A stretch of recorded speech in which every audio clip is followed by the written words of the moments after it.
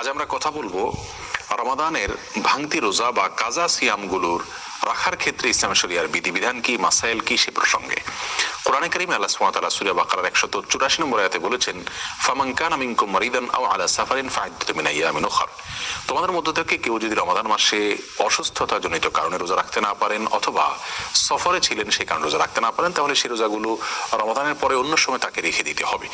এই অন্য সময় রেখে দেওয়ার ক্ষেত্রে বিশেষ কোনো নীতিমালা আমাদেরকে ফলো করতে হবে কিনা সে বিষয়ে আজ আমরা কথা বলবো 5টি প্রশ্নোত্তরের মাধ্যমে।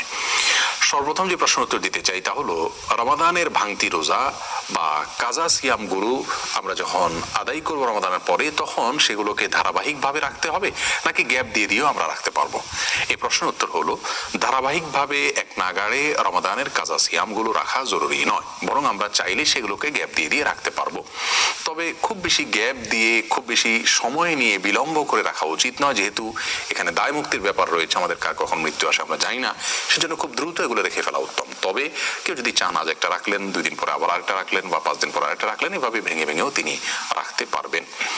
দ্বিতীয় প্রশ্ন হলো, রমাদানের ভাঙতি রোজা বা কাজা সিয়াম রাখার ক্ষেত্রে বিশেষ কোনো সময়সীমা আছে কিনা ইসলামের শরিয়ার দৃষ্টিকোণ থেকে, যে এই সময়ের ভেতরেই এই সিয়ামগুলো রেখে ফেলতে হবে?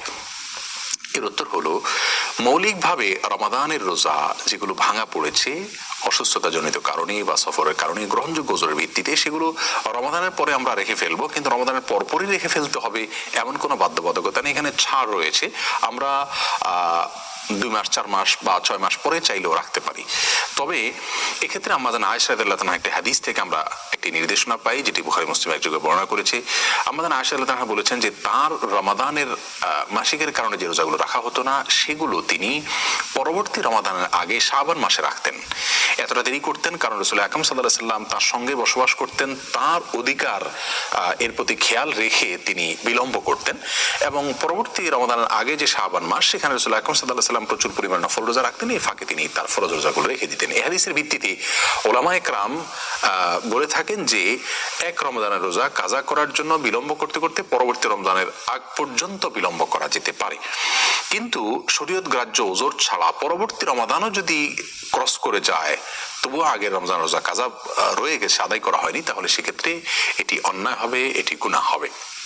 আর যদি শরীয়ত গ্রাহ্য ওজরের কারণে দেরি হয়, পরবর্তী রমজানও চলে আসে, তাহলে সেটা কারণে কোনো গুনাহ হবে না।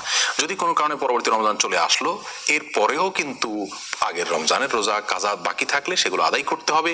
সেক্ষেত্রে কাজার পাশাপাশি অন্য কোনো অর্থদণ্ড বা অন্য কোনো কিছু দিতে হবে না, এটাই বিশুদ্ধতম মত। তাহলে আমরা জানলাম যে রমজানের রোজা এটা রাখার ক্ষেত্রে 2 মাস 4 মাস 6 মাসের কোনো সময়সীমা নেই, তবে পরবর্তী রমজানের আগে আগে সেগুলো রেখে ফেলা উচিত। কোনো গ্রহণযোগ্য ওজর ছাড়া পরবর্তী রমজানের পরে বিলম্ব করা জায়েজ নয়, সঠিক নয়, উচিত নয়।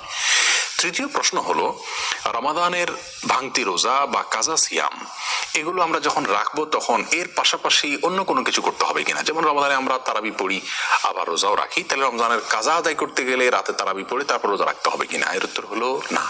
আমাদেরকে রমজানের রোজা যে কয়টা রাখতে হবে, যে কয়টা ভেঙেছে সেগুলো আমরা রাখবো, সেগুলোর সাথে তারাবির নামাজের কোনো বিধান নেই, কারণ তারাবির নামাজ এটা রমাদান মাসে পালনযোগ্য ইবাদত। রমাদানের পরে তারাবির অপশন নেই, যার কারণে রমাদানের পরে আমরা শুধুমাত্র যে কয়টা রোজা ভাঙতি হয়েছে সেগুলো রেখে ফেললেই চলবে, অন্য কোনো কিছু সাথে করতে হবে না। তবে যদি কেউ শরীয়ত গ্রাহ্য ওজর ছাড়া ইচ্ছাকৃত অবহেলা করে রোজা ভঙ্গ করে, তাহলে সেই ব্যক্তির জন্য কাজার পাশাপাশি কাফারার বিধানের কথা বলেন ইমাম আবু হানিফা এবং মালিক রাহিমাহুল্লাহ। অর্থাৎ যদি কেউ ইচ্ছাকৃত অবহেলা করে রোজা ভাঙেন, তাহলে শরীয়ত গ্রাহ্য ওজর ছাড়া, তাহলে সেক্ষেত্রে তিনি একটি রোজা ভাঙলে একটি রোজার জন্য একটা রোজা কাজা রাখবেন, আবার 60টা রোজা এক নাগাড়ে ধারাবাহিকভাবে নির্বিচ্ছিন্নভাবে তাকে রেখে ফেলতে হবে কাফারা হিসাবে। এটা হলো তার জন্য দণ্ড, সেটা দায় করতে হবে শাস্তি স্বরূপ এবং ক্ষতিপূরণ স্বরূপ। আর সেটা না পারলে তিনি 60 জন মিসকিনকে খাদ্য দান করতে হবে। যদি অন্যান্য ইমামদের মতে এই মাসআলাটি শুধুমাত্র স্ত্রী সহবাসের মাধ্যমে যদি কেউ রোজা ভঙ্গ করেন, তাহলে সেক্ষেত্রে তার জন্য প্রযোজ্য। তাহলে সাধারণ রোজা ভাঙতি রোজা সেগুলো রাখার ক্ষেত্রে কোনো কিছুই না, যে কটার ভাঙছে সেগুলো রেখে ফেললে হবে। 4 নম্বর প্রশ্ন হলো, রমজানের ভাঙতি বা কাজা রোজা রাখার আগে কোনো নফল রোজা রাখা যাবে কিনা? এই প্রশ্ন উত্তর হলো রমজানের কাজা বা ভাঙতি রোজা রাখার আগে নফল রোজা রাখা যাবে, তবে কাজা রোজা রাখা যেহেতু ফরজ, নফল রোজা তো বাধ্যতামূলক নয় আমাদের জন্য, অতএব সেটাকে অগ্রাধিকার দিয়ে আগে রাখা উচিত, নফল রোজা একটু পরে রাখলেও চলবে।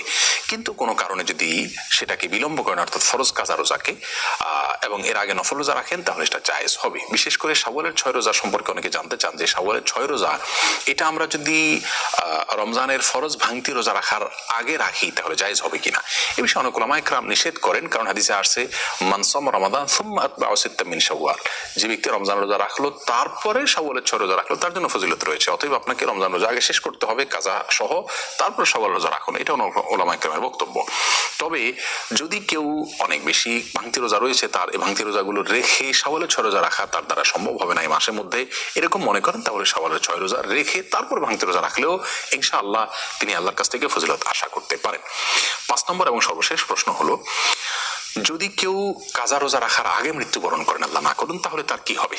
এর উত্তর হলো, যদি কেউ রমজানের ভাঙতি বা কাজা রোজা রাখার সামর্থ্যই হয়নি, এখনো তিনি সুস্থ হননি, এখনো সফর থেকে ফিরে আসেননি, রমজান শেষ হয়েছে ঠিক কিন্তু তিনি এখনো সুস্থ হননি, তার মানে সামর্থ্য হয়নি এখনো কাজা রাখার, তার আগে তার মৃত্যুবরণ করেন, তিনি মারা যান, তাহলে তো সেক্ষেত্রে তার কোনো দায় নেই, যেহেতু তিনি সামর্থ্য পাওয়ার আগেই তিনি মৃত্যুবরণ করেছেন। আর যদি তার সামর্থ্য ছিল কিন্তু অবহেলা করে তিনি বিলম্ব করেছেন, এরকম পরিস্থিতি দেখা দেয় এবং তারপরে তার মৃত্যু হয়ে যায়, তাহলে সেক্ষেত্রে তার ওয়ারিসরা তার পক্ষ থেকে প্রত্যেকটা রোজার জন্য ফিদিয়া আদায় করবেন। এটি হলো বিশুদ্ধতম মত। অনেক উলামায়ে কেরাম বলেছেন তার পক্ষ থেকে ওয়ারিসরা রোজা রেখে দিবেন। যাই হোক, দুটি মতই রয়েছে স্কলারগণের, ফোকাহে কেরামের। আল্লাহ সুবহানাহু ওয়া তাআলা আমাদের সকলকে রমাদানের ভাঙতি সিয়ামগুলোকে সুন্নাহসম্মত উপায়ে রাখার তৌফিক দান করুন।